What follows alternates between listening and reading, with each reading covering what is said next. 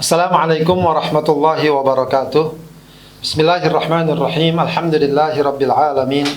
Wassalatu wassalamu ala sayyidina wa habibina wa syafi'ina wa maulana Muhammadin wa ala alihi wa ashabihi wa man tabi'ahum bi ihsanin ila yaumiddin, amma ba'd. Sahabat Adrim di mana saja berada, semoga kita selalu berada dalam perlindungan Allah, kasih sayang Allah Subhanahu wa taala. Kita akan membahas satu tema pada kesempatan kali ini, yaitu terkait dengan masalah utang piutang, ya. Kita kasih nama fiqhud duyun wal qard, ya. Ini tentu bukan berarti kita menjadikan utang ini sebagai sebuah apa istilahnya, ya, ritual atau apalah, bukan. Ya, maksudnya adalah kita patut juga memahami kedudukan soal utang ini atau utang piutang ini, ya, dengan baik dan benar, ya, dan juga tentu proporsional, agar kita terhindar dari hal-hal yang tidak Allah ridhoi, atau bahkan terhindar dari hal-hal yang merugikan kita baik di dunia maupun di akhirat. Baik, sahabat hadirin yang dimuliakan Allah Subhanahu wa taala, utang, ya.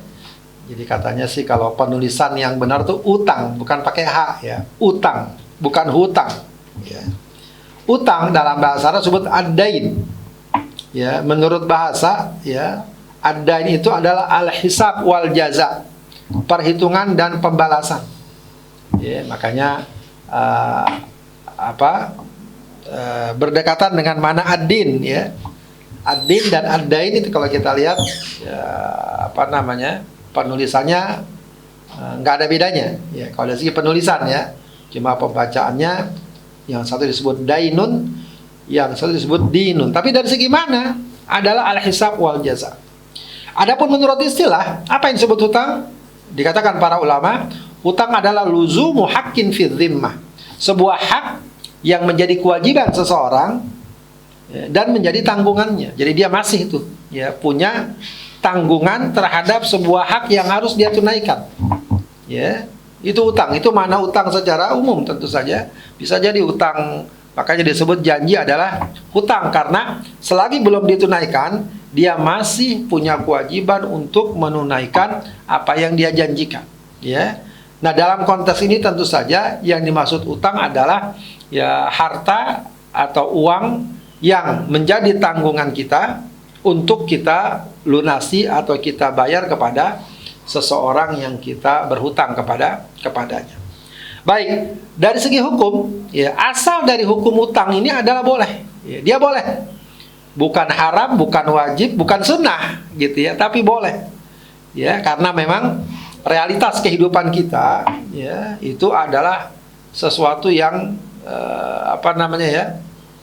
sesuatu yang tidak dapat dihindari, ya. Bahkan ini bukan hanya perkara dia miskin, dia nggak mampu. Orang kaya pun, ya, biasanya juga tidak lepas dari hutang. Bahkan boleh jadi lebih banyak hutangnya dari orang miskin.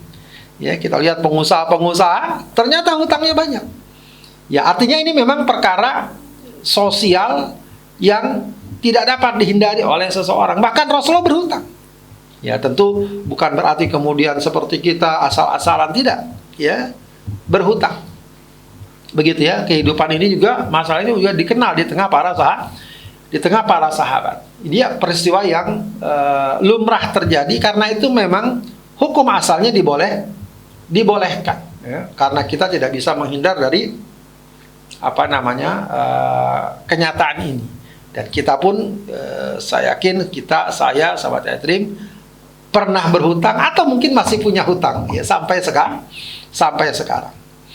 Baik, adapun hukum memberi utang, ya, itu adalah sunnah, ya. Bahkan juga sangat dianjurkan, khususnya ketika ada orang-orang yang sangat membutuhkan. Makanya kata Rasulullah SAW dalam hadis riwayat Ibnu Majah, "Ma min muslimin yuqridu musliman qardon marrataini illa kana ka shadaqatiha marratan." Tidaklah seorang muslim memberikan pinjaman kepada muslim lainnya 2 kali. Ya, orang itu minjam sekali, dia lunasi. Nanti datang lagi minjam lagi. Dia lunasi, itu sama dia bersedekah 1 kali. Ya, 1 kali. Bahkan dikatakan juga bahwa memberikan hutang itu kepada orang lain bisa jadi lebih baik daripada memberikan sedekah kepadanya. Kenapa demikian? Karena umumnya orang kalau berutang tandanya dia butuh. Kalau kita sedekah kepada seorang, boleh jadi dia tidak butuh. Ya, kita sedekah pada teman kita ajak makan-makan traktir, boleh jadi dia tidak butuh banget. Ya, tapi kalau orang sudah minta utang, minta pinjaman, biasanya dalam kondisi yang sangat butuh. Maka memberikan utang ini sunnah, yang juga tentu sangat dianjurkan. Ya. Apalagi kalau dia tampilkan adabnya. Adabnya apa? Memberikan kemudahan, ya.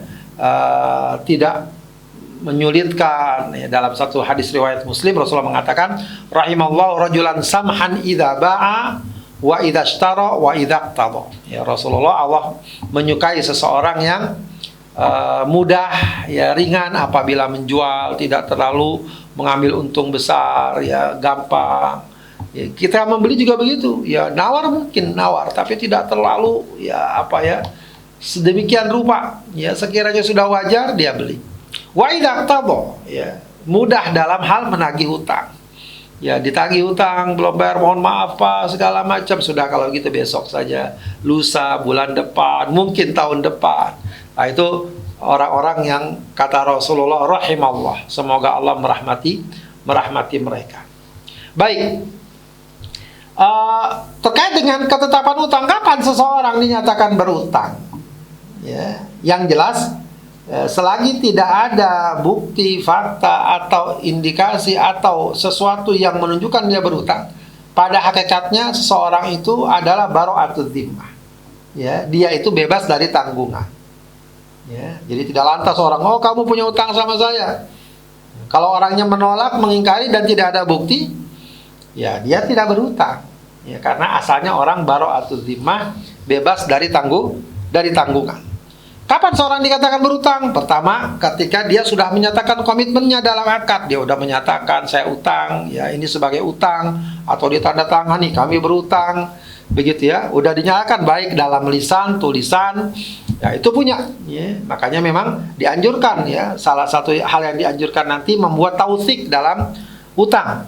Ya, nanti akan disebutkan itu tausiknya, penguatnya, buktinya bahwa dia berutang.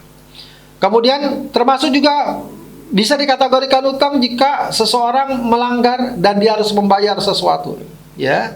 Bisa dia punya kafarat segala macam, ya, dia harusnya udah bayar, ya. Misalnya kafarat sumpah, misalnya dia bayar, ya, kalau nggak memberi makan 10 orang miskin, memberi pakaian 10 orang miskin, gitu ya. Ya, atau juga menyembelih kurban, menyembelih kambing, itu kan utang. Harus dia bayar. Makanya ketika orang meninggal dunia, maka dicek juga dia punya kafarat nggak. Ya, sebab itu hutang yang harus dibayar. Hutang kepada Allah Subhanahu wa Ta'ala. Kemudian merusak milik orang lain. Milik orang lain dia rusak dengan sengaja atau karena kesalahannya, dia punya hutang. Ya. Ya, misalnya, ya, karena kelalaiannya dia ngebut nabrak mobil. Ya, wah, kerusakannya berat. Ini diperbaiki sekitar 10 juta. Berarti dia punya utang 10 juta. Begitu ya. Kemudian hilangnya milik orang lain di tangannya karena lalai. Ya, ada dia punya barang, dia pinjam dari orang, ya, tidak dia perhatikan, dia taruh depan rumah, diambil orang, lalai. Ya, maka dia punya utang pada orang. Ya, harus dia ganti. Kalau belum diganti, maka dianggap sebagai hutang. Ya, ini satu hal yang penting untuk kita perhatikan, ya. Karena itu tadi dikatakan perlu ada tausik, ya, tausik dain, ya. Ya, atau paling enggak ini bisa jadi pegangan bagi kreditur, bagi si peminjam, orang yang meminjamkan. Ya, pertama apa? Ditulis. Bagusnya utang ditulis. Kalau bisa, ya, apalagi kalau jumlahnya besar ditulis. Ini bagus.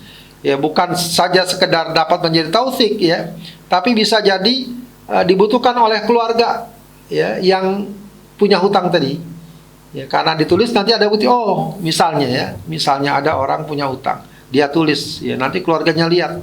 Kalau suatu saat mungkin dia sakit atau dia meninggal dunia, oh, dia punya utang ke sini ke situ, sehingga haknya atau kewajibannya terpenuhi, dapat dilunasi, dapat dipenuhi. Ya, sementara kita tahu orang meninggal membawa utang, resikonya tidak sedikit. Atau kalau tidak tulis ada saksi. Tolong saksikan, saya kasih dia pinjaman 100 juta. 2 orang saksi. Ya, 2 orang saksi. Kemudian kalau tidak juga agunan, ya, untuk penguat. Mana saya minjam ke kamu 100 juta nih, sertifikat sawah saya dipegang. Nah, itu agunan. Atau kafalah, ya ini bukan kafilah ya, salah. Kafalah, penjamin. Siapa orang yang menjamin utang Anda? Kalau ada, iya saya akan kasih. Oh, dia penjaminnya. Biasa kalau sekarang penjaminnya misalnya perusahaan atau lembaga tertentu begitu ya, yang dapat menjamin, ya, apa namanya, utang yang dipinjam, ya, uang yang dipinjam dari seseorang. Baik, kalau seseorang berhutang, ya, kapan utangnya dinyatakan lunas? Ya pertama kalau dilunasi. Pinjam berapa, 1 juta, dia bayar 1 juta, sudah lunas. Ya, lunas itu. Makanya bagus juga tuh kalau ada tanda bukti lunas. Siapa tahu dia lupa, siapa tahu dia mungkin tidak baik orangnya, dia menggugat, tapi kita sudah punya bukti di lunas. Atau dianggap bebas oleh kreditur, ya, oleh kreditur. Ya, udah, utang kamu saya anggap lunas. Ya, nah itu juga apa namanya, lunas. Ya, walaupun dia belum bayar, tapi dianggap lunas. Atau take over, hawalah pada dalam bahasa ini. Ada orang lain, udah hutang dia saya yang nanggung, nah, berarti lunas. Berarti lunas. Atau dia nggak bisa bayar hutang, tapi karena ada agunannya, udah ambil. Ya, meskipun ini nanti harusnya dinilai agunannya itu, apakah senilai dengan jumlah utangnya. Kalau sama ya bisa diambil langsung. Tapi kalau kurang nilainya ya harusnya ditambah. Oh, ini kalau dihitung-hitung agunannya cuma 100 juta, utangnya 150 juta, berarti kurang 50 juta. Atau kebalikannya, ternyata agunannya lebih besar jauh dari jumlah utangnya. Ini sertifikat tanah 1 hektar. Ini 1 miliar, utang dia 500 juta. Maka apakah itu dijual? Ya, nanti lebihnya dikembalikan kepada orang yang berutang tadi. Ya, itu utang ya, dinyatakan dinyatakan lunas ya, maaf. Baik, maka siapapun yang berutang, ya kita siapapun, maka hendaknya kita harus betul-betul ya memiliki sikap, attitude yang baik, yang bagus, mentalitas yang bagus. Karena utang ini juga termasuk amanah. Ya, dan kita harus menunaikan amanah tersebut. Dalam surat An-Nisa 38 Allah mengatakan, innallaha ya'murukum an tu'addul amanati ila ahliha. Ya, Allah memerintahkan kalian untuk menunaikan amanah kepada pemiliknya, ya, kepada pemiliknya. Ya, dalam hadis, ya, Rasulullah juga mengingatkan, matlul ghani zulmun. Ya, matlul ghani zulmun. Menunda membayar hutang bagi orang yang mampu kezaliman. Maka kalau orang sudah punya hutang, pastikan, upayakan, jika sudah jatuh tempo, sudah waktunya bayar hutang, jangan ditunda-tunda. Dan dia mampu, jangan ditunda-tunda. Bahkan bagusnya kalau disegerakan bagus. Ya, saya hutang pada Anda ya, nanti 5 bulan saya ganti. Baru sebulan diganti, wah itu bagus. Ya, itu mental yang bagus. Ini kagak, kadang-kadang udah 5 bulan, 6 bulan, setahun, belum diganti, bertahun-tahun tidak diganti. Ya, tidak dilunasi. Nah, ini salah. Ini apalagi kalau dia mampu, itu zulm. Bahkan ada yang mengartikan hadis ini, matlul ghani zulmun. Itu maknanya adalah menunda membayar hutang kepada orang kaya juga zalim. Kenapa? Karena sebagian orang berpikiran dia tidak merasa perlu melunasi utang. Karena apa? Karena dia minjemnya sama orang kaya. Seandainya pun tidak dikembalikan, orang kaya itu nggak akan rugi, duitnya banyak. Itu pun nggak boleh. Ya, jangan kita berpikiran dia banyak duitnya, maka saya nggak usah lunasi. Jangan. Ya, apalagi kita mampu. Lain kalau halnya kalau kita nggak mampu, kita bilang sama dia, mohon maaf, kasih tangguh, saya tidak mampu. Mungkin orang kaya itu akan memberikan kemudahan bagi kita, bahkan menganggapnya lunas. Ya, tapi bahwa secara asal kita harus melunasi, walau dia kaya, walau dia mungkin tidak terlalu butuh dengan uang tersebut, ya, tapi kita punya kewajiban untuk melunasinya. Kemudian dalam hadis riwayat Muslim, ya ini juga sebuah peringatan yang sangat keras ya, Ya, ketika seseorang sahabat bertanya pada Rasulullah, "Ya Rasulullah, kalau aku terbunuh di jalan Allah, apakah dosa-dosaku akan terhapus?" Artinya mati syahid. Lagi berperang terbunuh, mati syahid, sebuah kematian yang sangat tinggi dan agung derajatnya. Apa kata Rasulullah? "Na'am, in qatalta fi sabilillah, in qutilta fi sabilillah wa anta sabir muhtasib muqbil ghairu mudbir." Ya, kamu akan mendapatkan ampunan Allah ketika kamu terbunuh di jalan Allah, ya. Na'am in qatalta fi sabi. Ya, kata Rasulullah, ya, kamu akan dapat ampunan apabila, ya, kamu memang berperang di jalan Allah dalam keadaan sabar dan mengharap pahala, tidak kabur. Ya. Jadi ketika sahabat tanya, "Ya Rasulullah, apakah jika aku terbunuh di jalan Allah, dosaku akan terampuni?" Kata Rasulullah, "Ya, nah, in qatalta fi sabilillah." Tapi kalau kamu memang berperangnya di jalan Allah dalam keadaan sabar, mengharap pahala, tidak kabur. Tapi ada satu pengecualian, Rasulullah katakan, "Illa dain, fa inna Jibril alaihissalam qala li dzalik." Kecuali utang.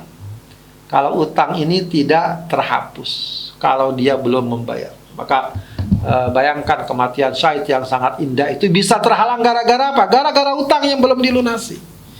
Ya, kalau kematian syahid yang sedemikian agungnya menjadi terhalang gara-gara hutang, apalagi kita yang tidak pernah berperang di jalan Allah, tidak mati syahid, lalu meninggalkan hutang yang belum kita lunasi.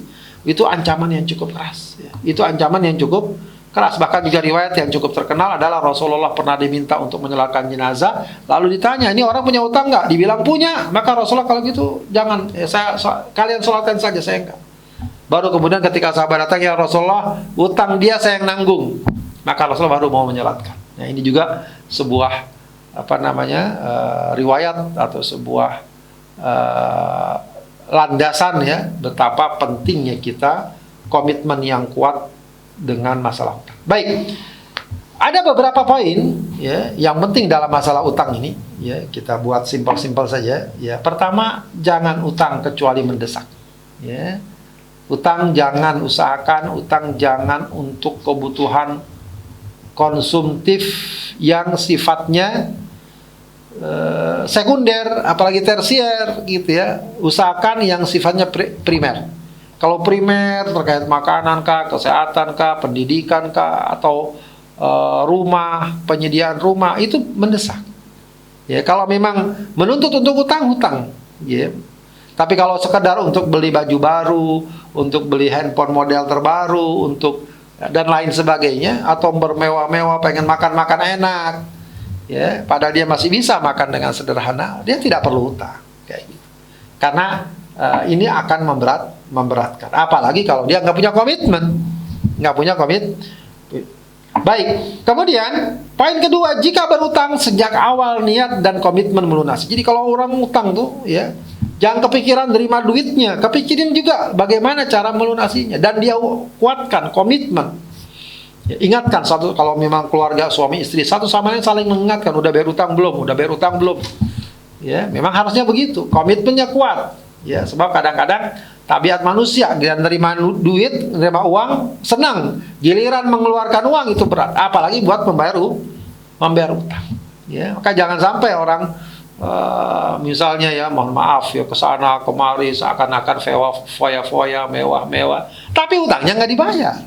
Ya, utangnya nggak dibayar. Jadi jangan sampai orang yang memberi utang malah nggak enak, pengen nagih nggak enak, nggak nagih juga butuh segala macam. Ya, padahal sudah waktunya. Lain kalau belum waktunya. Kemudian terkait dengan masalah utang ini juga perhatikan, ya, tekniknya dan sistem utangnya, perhatikan. Ya, khususnya jangan terjebak pada riba. Ya, sebab salah satu perkara yang di sana ada riba adalah soal hutang. Makanya disebut ada ribal qard, ya. Ada dua perkara riba dalam utang itu. Pertama, kalau pembayarannya lebih banyak dari uang yang dia terima, ya. Uang pinjamannya 1 juta, dibayarnya setiap bulan 1 juta, ya, 100.000, tapi 15 bulan, kan jadinya 1.500.000, ya. Nah, di situ ada riba. Ya, kullu qardin jarra naf'an fahuwa riba. Semua pinjaman yang mengandung manfaat maka dia riba. Begitu ya. Itu yang pertama. Yang kedua, praktek utang yang ada ribanya apa? Ketika terjadi kelambatan pembayaran maka dia dikenakan denda. Itu juga riba. Ya, kalau ada klausul, nanti kalau kamu terlambat 1 bulan nambah jadi 100.000. Tadinya bayarnya cuma 100.000 tambah 100.000 jadi 200.000. Itu namanya riba. Itu riba nasi'ah. Ya, riba nasi'ah. Ya, itu lihat prakteknya, ya, lihat prakteknya, sistemnya. Jangan sekedar utang-utang dia dapat, satu hal yang kadang orang tidak perhatikan masalah ini. Kemudian penting juga bagi orang yang berutang apa? Miliki catatan yang jelas dan lengkap tentang utang kita. Kita minjem tanggal berapa, tulis tanggal berapa. Nanti kita lunasi cicil tiap bulan 100.000. Hari ini tanggal ini bayar 100.000. Besok lagi bayar 100.000 dan seterusnya. Sebab kadang-kadang kita lupa kalau kita nggak catat, atau pihak yang memberikan pinjaman pun nagih padahal sudah kita bayar. Ini ada catatannya, begitu ya. Nah, itu juga penting ya. Bisa jadi itu dibutuhkan kalau misalnya ingin mengklarifikasi berapa utang yang sudah dibayar. Kemudian, dan ini yang paling penting, jangan tunda pelunasan jika sudah jatuh tempo dan kita mampu melunasinya. Jika belum, maka minta maaf, bukan menghindar, gitu ya. Jadi kalau sudah jatuh tempo, lunasi segala macam. Ya, bahkan kata para ulama, ya sedekah segala macam tunda dulu. Ya, kalau memang dengan itu dia bisa melunasi atau mencicil. Ya, misalnya dia punya utang, jatuh tempo bulan ini, tapi dia pengen sedekah, apakah mungkin akikah atau apa? Dia akikah dulu, lunasinya belakangan, salah. Lunasi dulu kalau jatuh tempo. Lainnya lain hanya kalau belum jatuh tempo. Masih lama, oh nggak apa-apa dia sedekah di yang lain. Maka lunasi dulu utang-utang kita. Dan kalau belum bisa, belum mampu bisa melunasi, minta maaf paling tidak, izin, mohon maaf saya belum bisa melunasi sekarang. Ya bukan malah menghindar, ya tidak mau negur, tidak mau apa, tidak mau ketemu dan seterusnya. Ya sampaikan saja kalau memang ternyata kondisi kita tidak memungkinkan, tapi setidaknya harus ada effort, harus ada usaha. Ya ini memang kalau dipotong utang lumayan nih gaji kita nih, jadi tinggal sedikit. Kalau memang masih bisa dengan gaji yang segitu sisanya tadi memerlukan kebutuhan dasar, nggak apa-apa. Ya belajar hidup prihatin, belajar hidup susah. Jangan sampai kita pengennya enak terus tapi hutangnya tidak kita lunasi. Nah, ini beberapa poin yang penting ya. Kemudian sahabat hadirin yang dimuliakan Allah Subhanahu wa taala, pada zaman sekarang ini ada beberapa praktek-praktek yang tidak disebut sebagai hutang, sebagai sebuah kosakata atau istilah, tapi hakikat dan substansinya dia hutang. Ya, maka harus diperhatikan kaidah-kaidah tadi ya. Misalnya yang paling terkenal di masyarakat apa? Arisan. Ya, arisan masing-masing bayar dalam setiap bulan 500.000. Nanti dikocok namanya, yang keluar dia dapat. Ya 500, 10 orang jadi 500.000, 5 juta, lumayan 5 juta. Maka dapatlah dia nih, si A dapat. Hakikatnya bagaimana nih si A? Si A ini punya utang dari seluruh anggota arisan masing-masing 500.000. Ya, maka dia harus mengikuti sampai akhir ya, agar hutang dia dapat dilunasi. Jadi arisan boleh nggak? Boleh saja. Boleh saja. Begitu ya. Yang penting jumlah yang dia serahkan itu sama dengan jumlah yang nanti dia akan berikan. Ya, berikan. Ya, jadi orang yang dapat arisan, dia itu hakikatnya apa? Mengambil uang tadi 5 juta dari saudara-saudaranya. Berarti dia punya utang ke mereka. Ya, caranya gimana? Dicicil, bayar setiap bulan arisan. Jadi jumlah yang yang kita bayarkan itu sama dengan jumlah yang kita ambil. Tidak ada selisih. Kalau ada selisih bisa dapat masuk kategori riba tadi. Ya. Perkara lagi arisan, jamu makanan segala macam, ya, secara umum itu nanti bisa dikembalikan dari niatnya. Niatnya pengen bersedekah, ya bukan untuk memberikan imbalan atau bunga atas uang yang dia pinjam, maka tidak mengapa. Meskipun mungkin kalau lebih hati-hati, bagus kalau dalam arisan dibuat misalnya anggaran khusus untuk konsumsi. Ya, tapi secara umum arisan itu masuk kategori sebagai pinjaman.